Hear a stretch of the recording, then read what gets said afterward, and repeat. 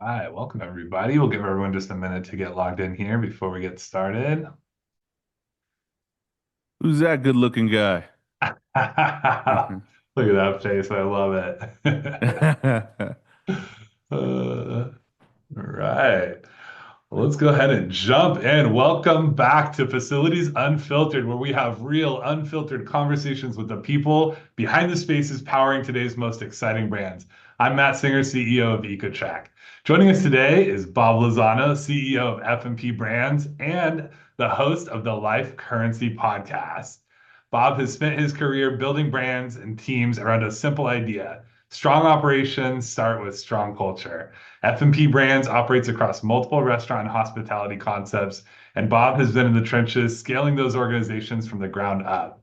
Brands such as Dairy Queen, one of my favorites, Cinnabon, and Schlotzsky's. On top of running F&P Brands, Bob hosts the Life Currency podcast, so you should definitely tune in if you haven't, where he sits down with entrepreneurs and industry leaders to talk about the mindset behind sustainable growth. So he definitely knows both sides of the mic here. Bob, I'm so pumped to have you on today and welcome to Facilities Unfiltered. Thank you so much, Matt. Yeah, man, it means a lot. I also want to add a little bit to that intro and just say that we're Yeah, also a proud user of EcoTrack. I love that. Yeah, I can't tell you the date that we started, but I can tell you that we're finally starting to see some return as we build the data set. So that's really cool, Yeah. man. But thanks for having me on.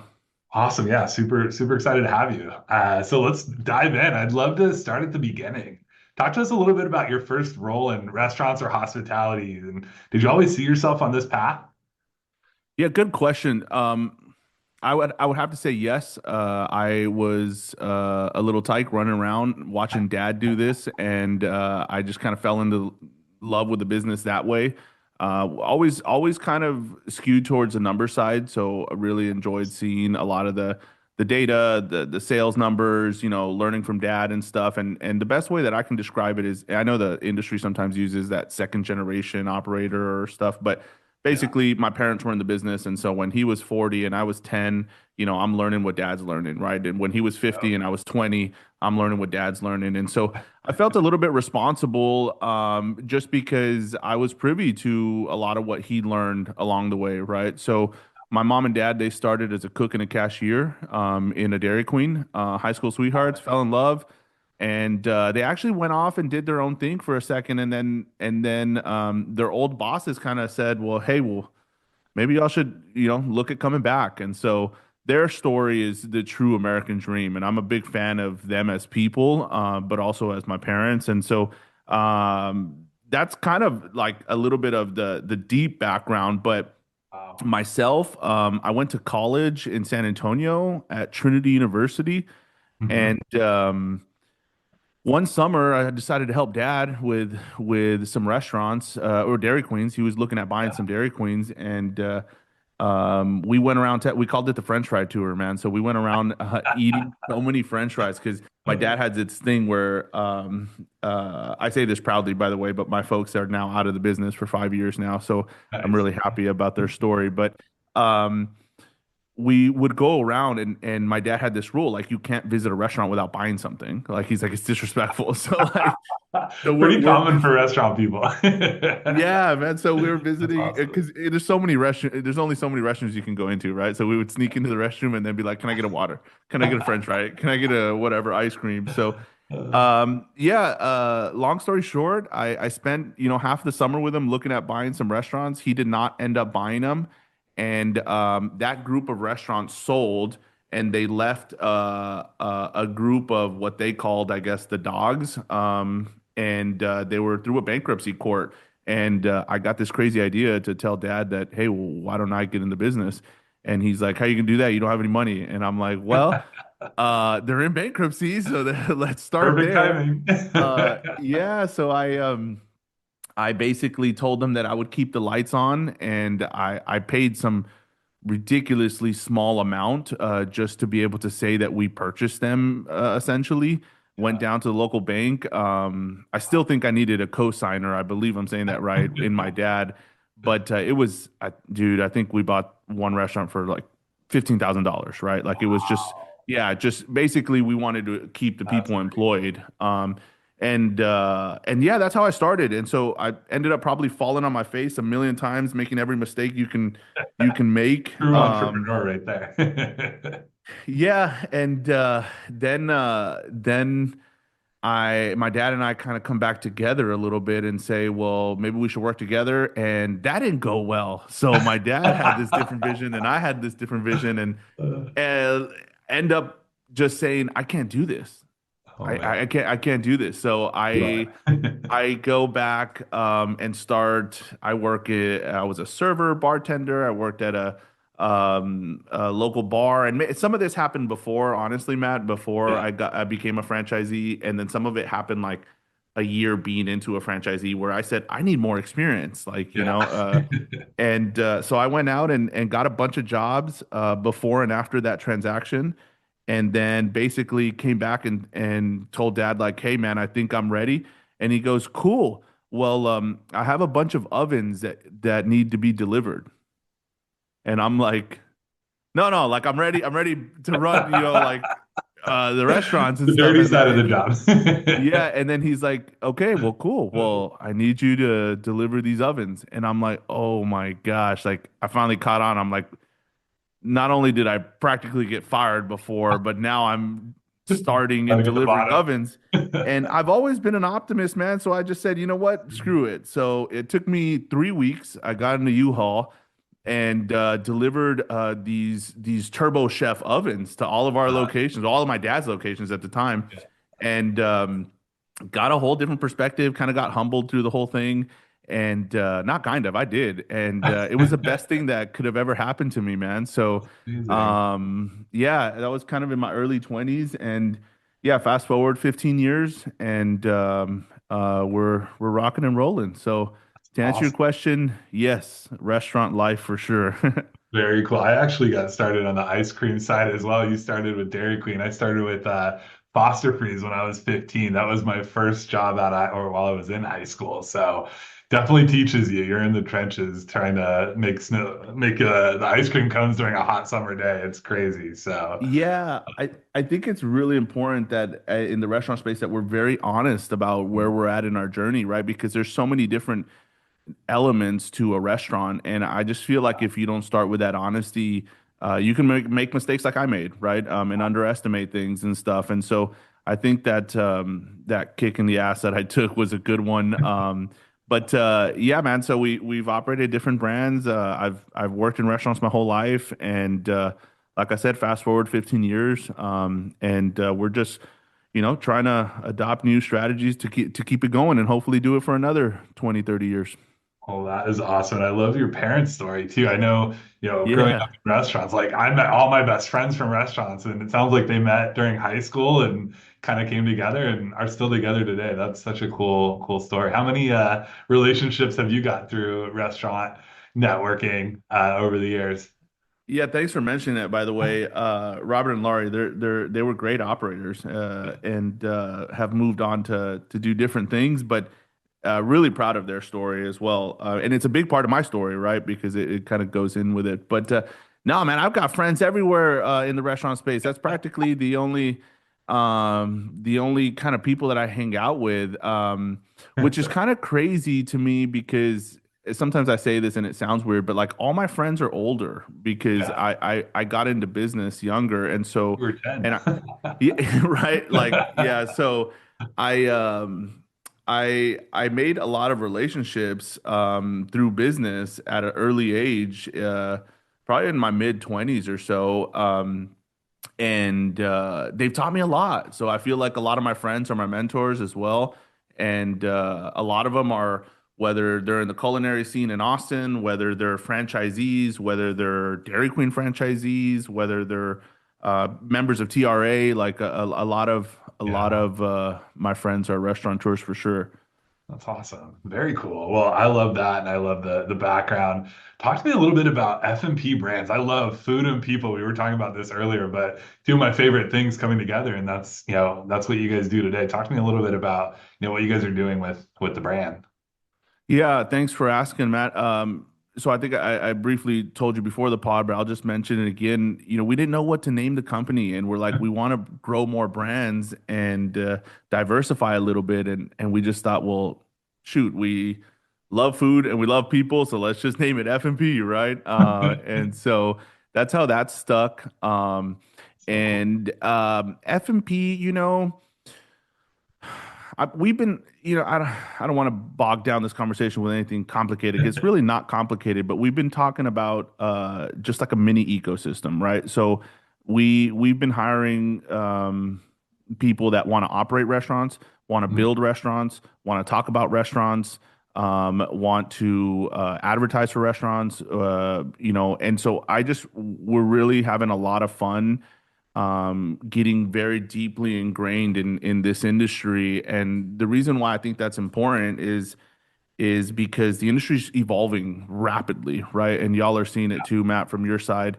And so I think in order for us to kind of bridge this generational gap and be able to operate successfully into the future, we're having conversations today that I didn't have 10 years ago, and I'm very proud to say that because I believe I have a responsibility as a CEO of the company to kind of guide us through some of this change. And so I don't take that lightly. I don't want to, and I'm very transparent, Matt. So I'll just tell you, but I just don't want to be one of those legacy brands that you just kind of you're now another headline, right?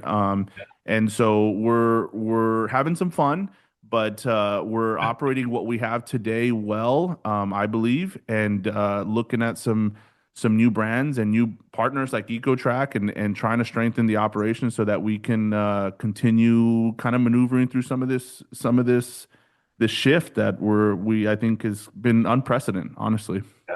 Yeah. I mean, it's changing so fast. Even, technology, every day there's something new coming about. And, you mentioned, being CEO and trying to like lead through that, but also make an impact, and love to hear a little bit about like, what does your day to day look like? I know what mine looks like. It's crazy, but what does your day to day look like as a CEO of this growing brand or brands?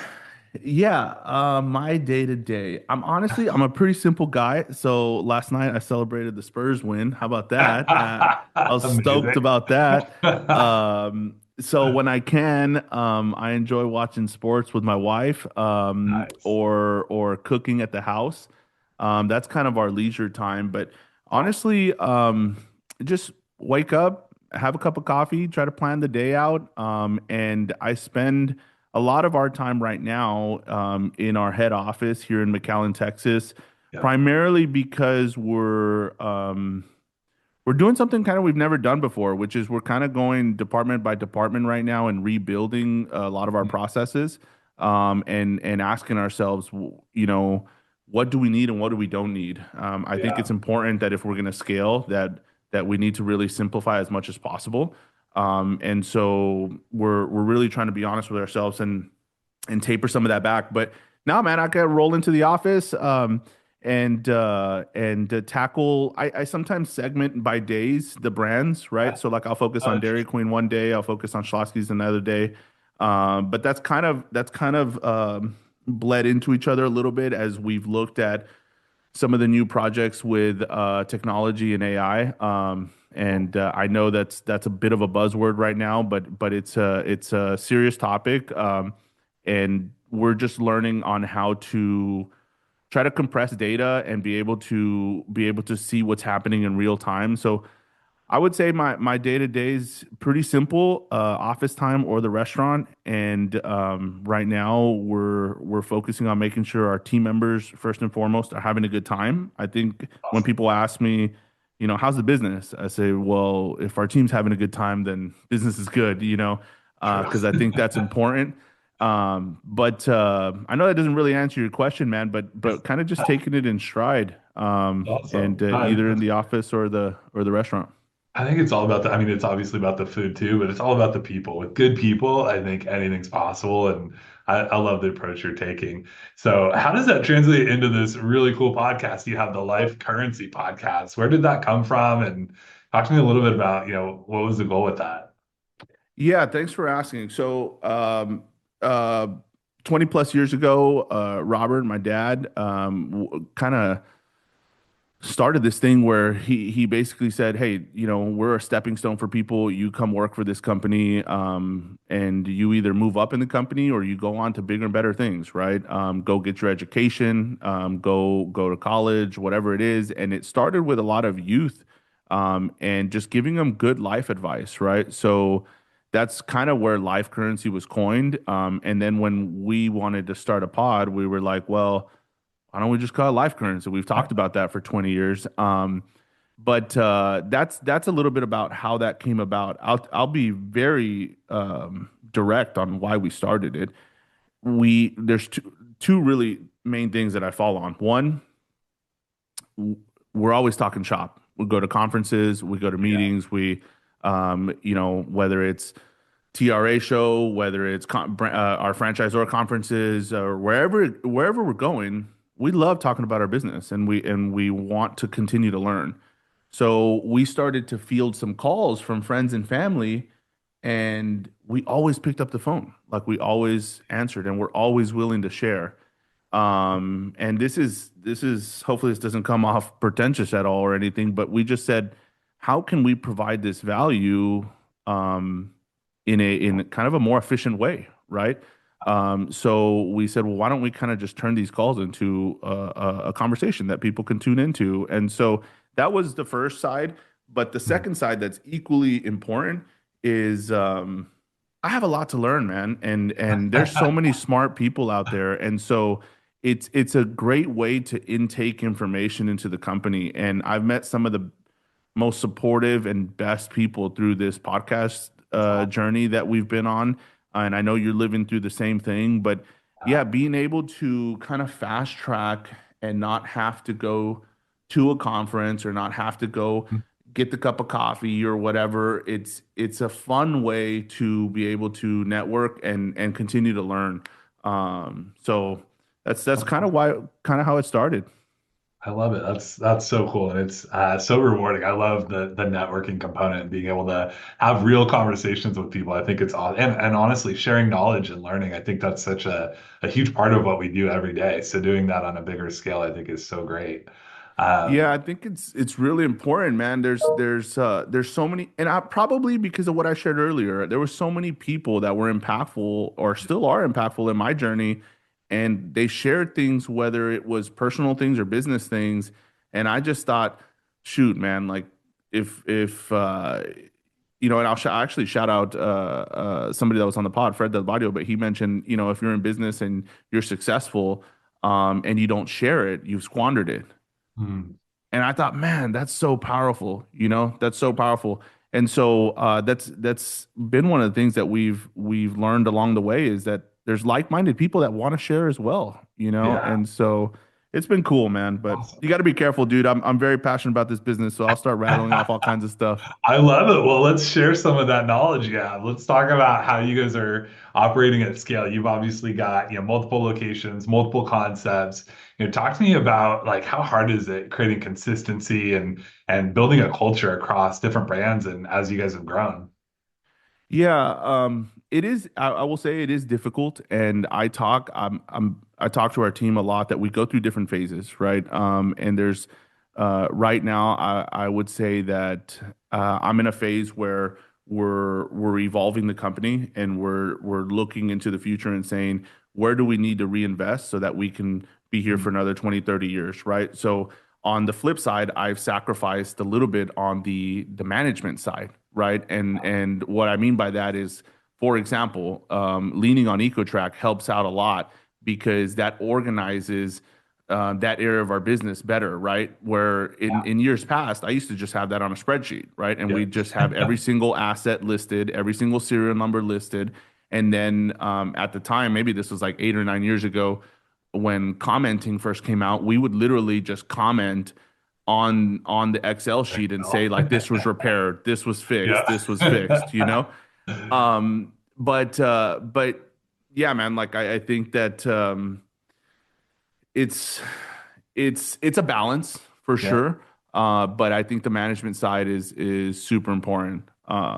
Anyways, I totally forgot your question, dude. But I I think thinking about the future, creating that strategy, and like always think about what's Yeah. next. I think, as a CEO, as you're scaling these operations, like that's so important. And, obviously maintaining what you have built already. I think a lot of that comes down to like the approach that you guys take. It sounds like you guys are pretty people first with your operations. And talk to me a little bit about like what that has looked like and how you guys maintain that people first approach with your management style.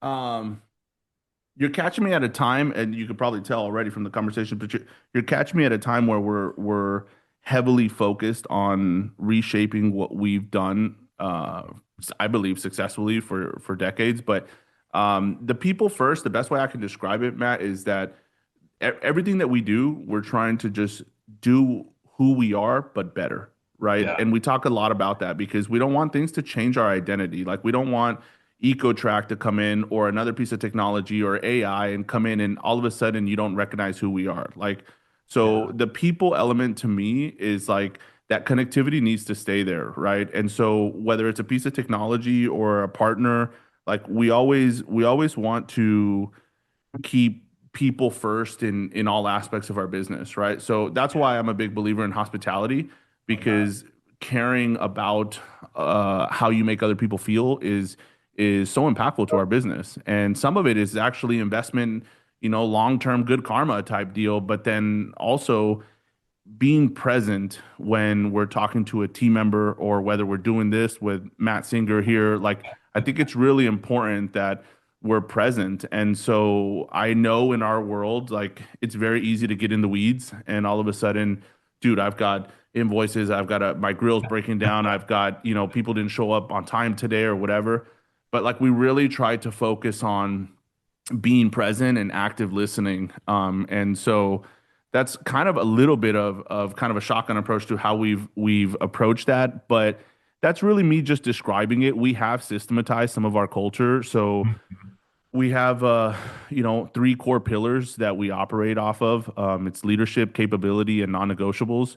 So that's kind of a way that we've streamlined some of our culture. The non-negotiable sides kind of speaks towards who we are, what we're about, what we believe in, and it's in the simplest form. It's things that we're not going to negotiate, and it's some people they hear that and oh, well, What does this that mean? must yeah, this must be something, great. And I'm like, no, man, we believe in family. So family first. That's something Great. we're not going to negotiate.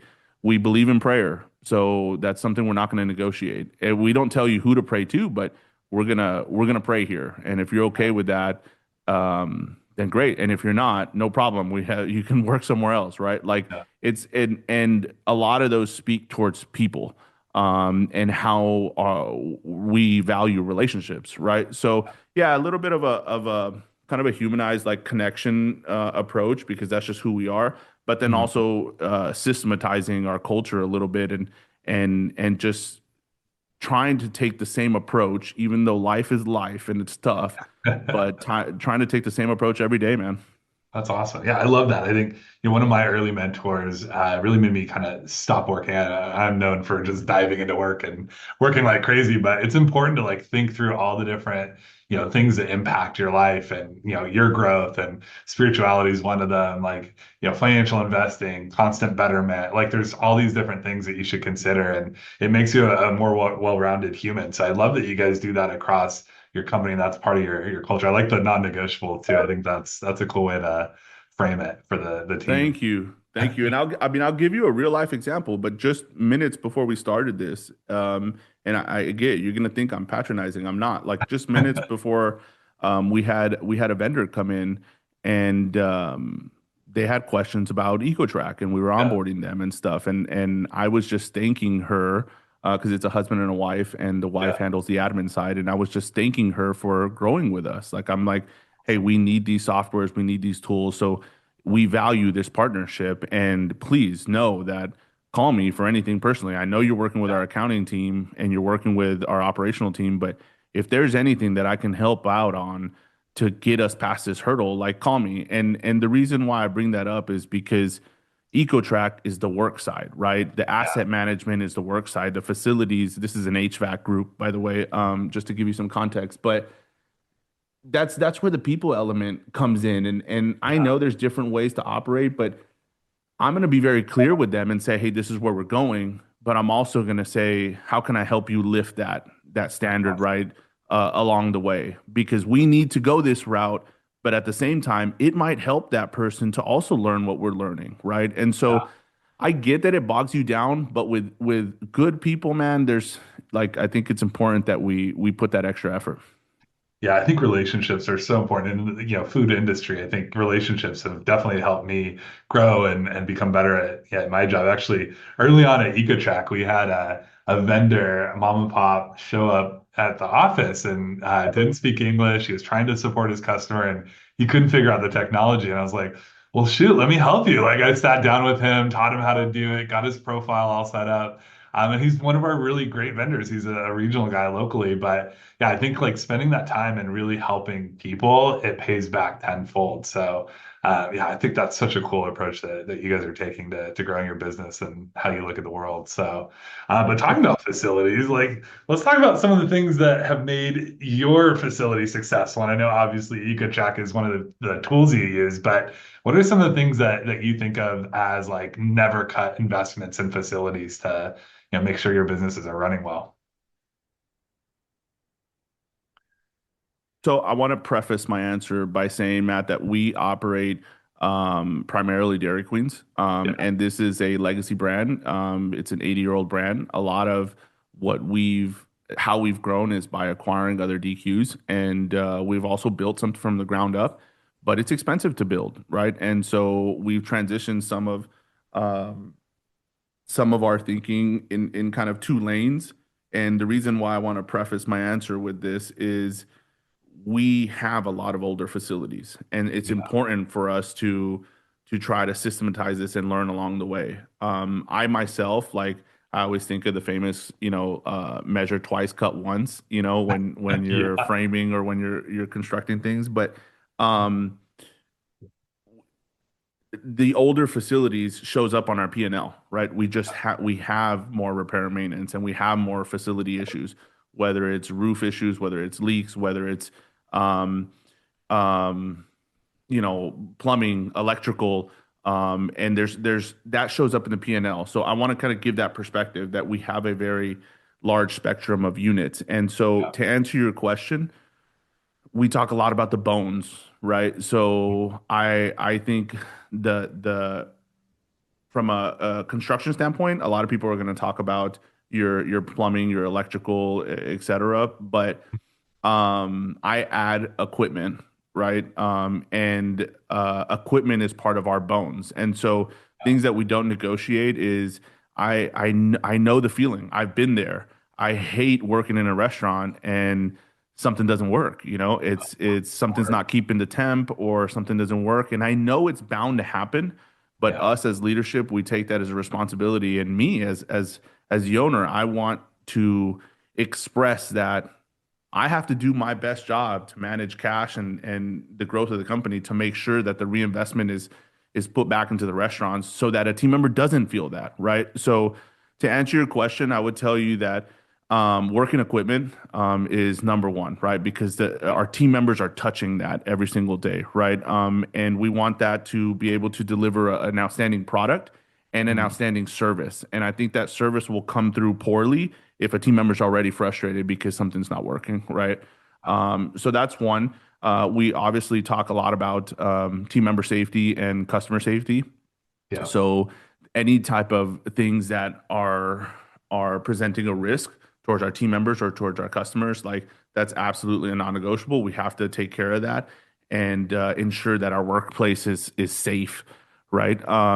So yeah, those are a couple things that come to mind. But it's really a juggling act between how can we be proactive and have a good PM program Yeah. in place, and then how can we make good investments. And that's why I'm excited for EcoTrack, to be honest, is because I know I've got to fill it with more data and we've got to do our part, right?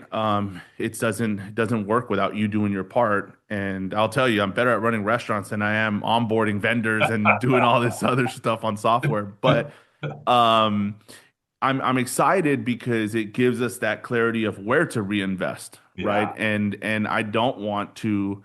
um, operate inefficiently um, just because, oh, we're passionate about the business or we're passionate about people or like, no, man, like I also want to have that background and something that sits in the background to be able to say like, hey, when is it time to make a reinvestment into our facilities? So Yeah, I think that's great because a lot of times when you're so focused on guest experience, you're always like, let's fix it, because you don't want to impact and have that situation. But taking a step back and looking at like some of those recurring issues and having the data to say, okay, like if I'm patch fixing this, like am I fixing the underlying like root cause of what's happening and what is impacting the operation? I think the data side makes it a really insightful way of like being more proactive and being more strategic with how you run facilities. So I'm excited for you. yeah. Well, thank you, man. And no, and I'm gonna be very transparent. It's a growing line item on our P&L. We used to Yeah, budget always, 2.25% for repair maintenance. Like we just always bake that into our P&L. Well, yeah, that's bloated up. Now, granted, we have older facilities in some of a lot of our restaurants, but that's bloated up closer to 4%, man. And that's a hard pill to swallow. But th that's why it's important to manage our partners and our vendors and who's touching our equipment because it gets a little bit hairy and messy, right? And when you're growing, like it's so easy just to push approve or so easy just to say like we'll figure something out and you've got to be proactive in this stuff. This stuff will bite you in the ass very quick. And so yeah. yeah, man. So I don't know. I guess what I'm saying is we're having fun trying to mature in this area of our business with facilities. And I have a really big need to do that because that responsibility of upholding a lot of our older facilities and then being able to build new facilities as well. And we can see the difference, right? Yeah. Oh, But I yeah. think our general understanding about facilities is improving as we live through Awesome. this. That's great. I think that's important is like education, learning it. You're living it day to day, but yeah, really having, more of a financial lens and strategic lens when it comes to facilities. It's so impactful. And you're right, like costs are, we're seeing costs elevate, across the board when it comes to business, but facilities is one of those areas that definitely is impacted. Talk to me a little bit about like how your team manages your facilities. Is it your operations team? Is you guys Yeah. have a facilities team? Like how does that typically work in your organization? Typically, the GM does everything, including painting the building. Wow. Well, that used to be how we Yeah. operated, right? I romanticize the business sometimes, because one, when I've been in different positions or when I started, I think that was ingrained from my parents, right? And how they operated. Um, but two, that really was how we ran the business, Matt. I mean, the GM was solely responsible for the facility. And when we had facility pride checks from our franchisor or when we had food safety audits or when we want them to be empowered and ultimately responsible for the four walls of the business. Today, well, that's very different. I will just mention just a couple things that have changed that, but starting with delivery and digital orders, starting with different forms of payment, starting with price increases, and we're living through an unprecedented time where our GMs are having to manage so many different um items that we just didn't have before, right? And Wow. things and topics. And so we have segmented the business a little bit more, but really it doesn't far too far from that. It really lands a lot on the district managers, right? So our district managers, we look at our P&L with our GMs, we want them hyper focused on the top of the P&L, right? So volume, food cost, labor. We want them to hit their targets and that's how we feel they can be hyper focused on customer experience and food quality, right? Well, then Yeah. our district managers, they'll operate anywhere between 5 to 9 units, depending on how long they've been in that position. And that's really where the facility starts to come in, right? So that's they have a budget that has fluctuated, but we put a budget in place of what they can approve. So it'll initiate from a GM, but hopefully a DM is seeing this because they're in their restaurants, right? And Yeah. they can see these issues, and then they have an approval threshold. And Okay. the district manager there will approve any type of repairs or reinvestment into the restaurant. And then if it gets past a certain threshold, then we have a director. We don't have a director for Schlotzsky's because we only operate four Schlotzsky's units, but that just flows through to our VP of restaurant ops. But yeah, man. So it's a little bit of a Here. system and thresholds, and to shed a little bit more light on how we're set up. It's still all funneled through the responsibility is ultimately funneled through operations. I think Right. that we need to make sound business decisions because they're going to know what is safe for customers and their team, and they're going to know what's going to prioritize product quality and a good customer service. So I like for the responsibility to sit within operations, but then we do have two dedicated facility. We have one manager and one technician, and Yep. bless their hearts, man, but they're everywhere. Dealing with the Um, fires. yeah, dealing with the fires and taking Yeah. direction from ops, that sometimes gets a little bit hairy because I everyone starts to reach out, right? And it's a big risk, right? Because when you take off that responsibility, some of the low level stuff gets thrown into there. And I'm just like, guys, like make sure we're troubleshooting or make sure we're doing some basic stuff before you call these guys, right? So but they're really doing a lot of the labor intensive work. And then we Mhm. like to have a dedicated team member that usually works two positions in the restaurant, right? So they work a position in the restaurant and then they can put in facility hours, right? So they're doing your things like pressure washing, they can do some minor repairs. Yeah. They can do stuff like that, but that's a facility dedicated individual. Usually at our higher volume units, that's what he's solely there for, right? So helping our GM. So again, it's not perfect. I know that again, that's why we That's have the great. podcast to learn from others, but that's how we're structured right now. The responsibility sits within our upper level management operational team, and then the labor sits within a facilities team, Yeah. and then we have some PM and just some ongoing maintenance at the restaurant level with an hourly team member. And it's worked out pretty well. We always have these conversations of, well, I think we need a dedicated manager. I think we need to sit.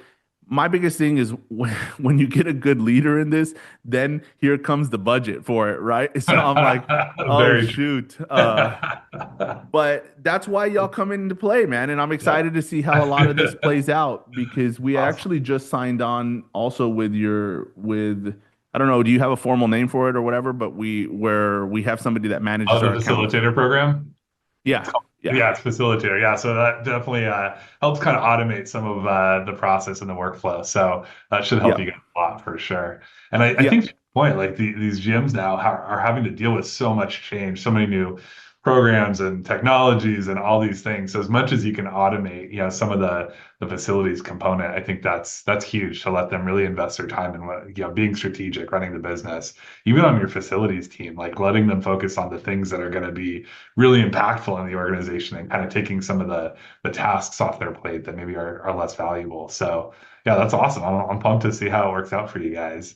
Thanks, Uh, man. And I think that really helps with the admin side, right? Because oh yeah, there is an admin side to this, and I just want our ops team focused on do we need to make this decision or not, right? But they yeah, still carry some of that admin weight. And then I failed to mention another part, Matt, that's really important to me. But we also have really good vendors, man, that I call partners. Like and huge. we've I actually reach out to a couple of them and say, "Look, man, you're basically doing all of our HVAC work. Why don't we set up something where you can come on and we can, either cross train or we can do something to where it makes more sense." And Awesome. a lot of the time they kind of say, "Hey, well, no, we're going to stay with our outfit even though they're primarily working on our business." Yeah, Which I fully respect, but the reason I bring that up is to share that I think it's important to have strong relationships that are vendors. And if I'm willing to even say, hey, should we look at something that's a little bit more full time or restructure this relationship in some equitable way for both of us, then I want that just helps me emphasize the point that part of our facilities program is probably about 7 or 8 key vendors that we lean on. Yeah. And we're so appreciative of their work because a lot of the time, sometimes people take the opinion of, well, dude, we run the business, we hire y'all. Yeah.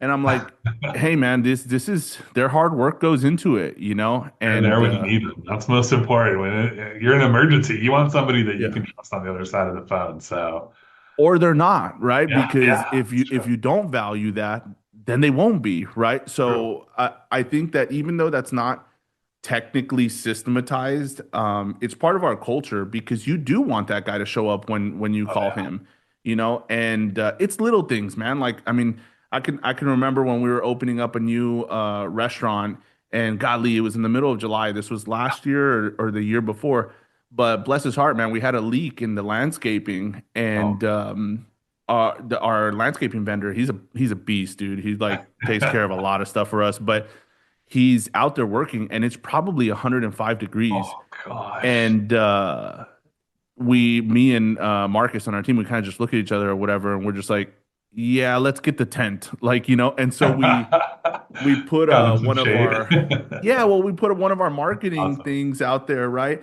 And so again, that's not just to storytell about us, quote unquote, but it's to hopefully give some viewers and listeners a little bit Yeah. of context about a program doesn't need to be just systematized. I think there needs to be a culture to how you approach facilities, and our partners are a big role in that.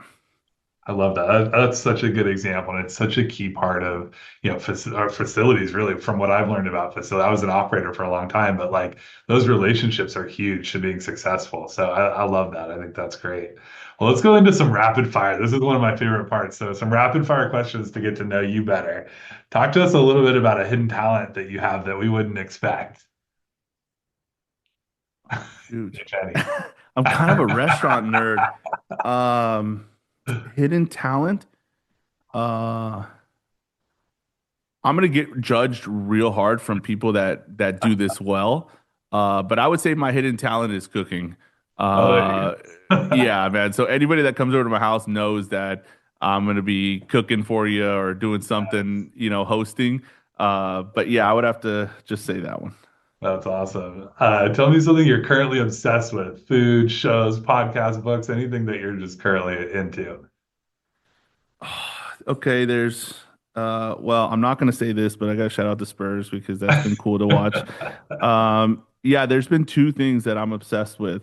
And I'm such a sucker for these things because it's just stuff that's going on in the world right now, and then I tune into it. But one is gray markets and specifically collectibles. Like I'm trying to learn a lot about how that works because I don't know, I get all philosophical, but in an inflationary period, I think scarcity is a real asset and like all this stuff, right? Anyways, so there's that. And then I have to say AI, man. Like Yes. I'm really we're really blessed to have an AI leader on our team that is really helping us transform our business. And it's little things, but that make a big difference. Like I'll just briefly, I know these are rapid fire, sorry, dude, but No, that's good. I'll mention real quick, but like simple things like initiating bank transfers, Yeah. right? And being able to use AI to be able to help make that be basically a push of a button instead of logging into mobile or online banking, right? Like there's like Awesome. little things like that that really excite me. Yeah. So I would say those two things. Well, I will geek out with you. We just launched our MCP in Claude, so I connected EcoTrack to Claude, and I created a request straight from my AI tool. So I'll geek out on AI with you all day. Well, thanks for sharing that too, because I will Yeah. say this is so weird to take the questions. I like asking the Give questions. So I'm like That's this whole awesome. time I'm like, I wonder what Matt thinks. That's awesome. Give me the best advice you've ever received, and who gave it to you. Dude, I got made fun of for this the other day, but I've got too many, Matt. The one that comes to mind is if you want to lay bricks, talk to a bricklayer. That came from my dad. That one That's was really, awesome. really good. There's a lot of them. I will say that one just because it's kind of a reflection of good mentorship, right? Yeah. Like if you want to go talk about franchises, go talk to the guy that runs franchises. Like if you want to go talk to Yes. facilities, like go talk to the facilities guy. It's awesome. I love that. Give me one metric you always have your eye on as a CEO. Happiness levels. Love I don't even know if that counts, but it's a metric for me. that. I think it counts for sure. Biggest pet peeve when you walk into one of your locations. Oh, uh,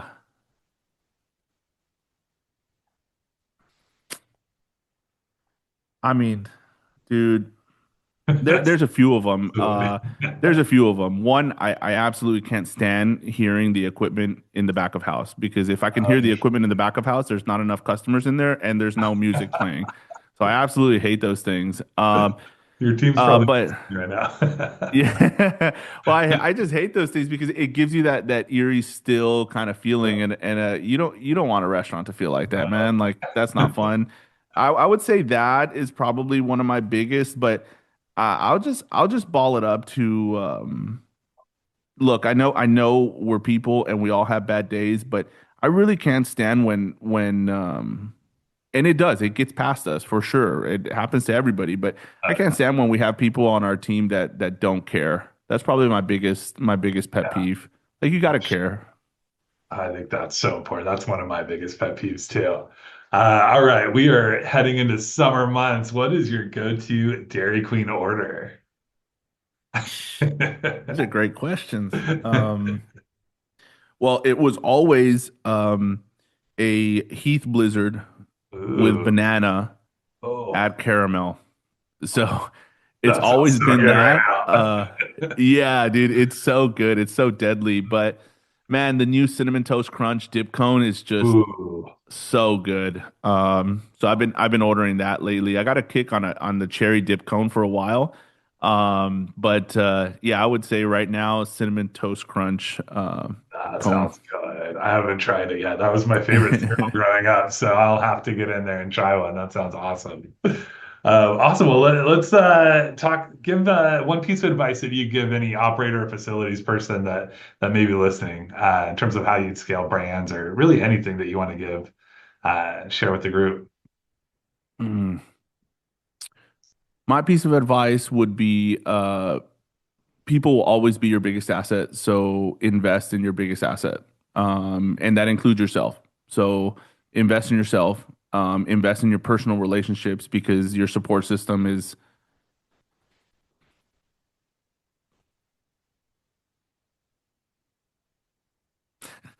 Oh sorry, God. Matt. Oh, Uh, nah, man. oh, you're making me cry. I wasn't expecting This this. will make sense. This will make sense. No, but I'm lucky I'm getting through this podcast because my wife's due. And we're gonna have a baby boy. So I don't know. I think Congratulations. Oh, thanks, man.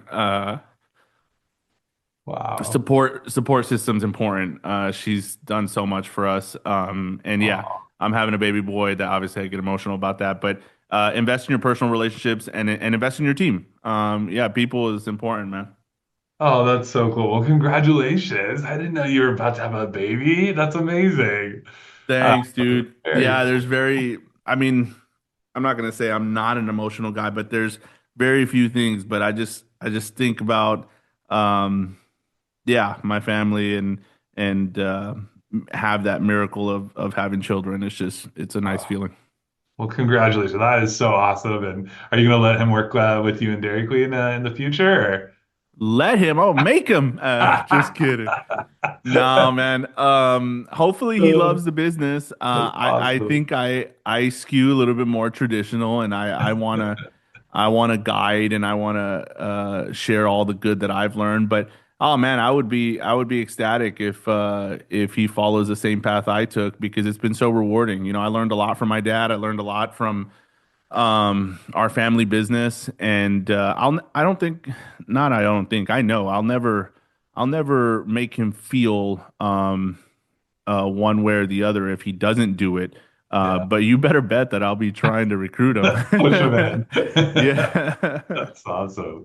Well, this has been so awesome. I'm so happy we were able to do this. And yeah, congratulations again. Pumped for you, pumped for your wife. So want to thank you so much for joining us on Facilities Unfiltered. I'm sharing Bob's information here. If you guys have any questions or just want to reach out, say hi, learn about the Life Currency podcast, definitely encourage you to reach out. Thank you everyone for joining us today. We'll be sending out the recording after the call. You can also catch the full episode on Apple Podcasts, Spotify, or wherever you get your podcasts. So stay tuned for our next episode as we continue to spotlight the people behind the spaces that power today's most innovative brands. Thanks, Bob. We'll talk soon. Thank you so much, Matt. Talk soon.